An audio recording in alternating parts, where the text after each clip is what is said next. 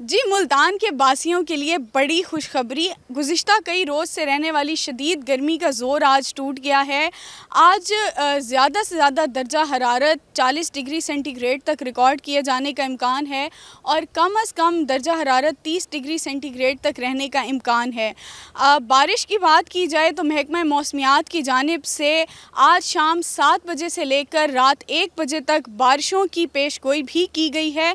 आइंदा 3 रोज़ तक मुल्तान का मौसम खुशगवार रहने की पेशगोई की गई है। ईद उल अज़हा की आमद है। ईद तक महकमा मौसमियात की जानिब से मुल्तान में बारिशों की और मौसम खुशगवार रहने की पेशगोई की गई है। हवा में नमी के तनासुब की बात की जाए तो हवा में 72% तक नमी का तनासुब रिकॉर्ड किया गया है। कई रोज़ से रहने वाली शदीद गर्मी का ज़ोर टूटने से आज आवाम भी खुश नज़र आ रही है। जी।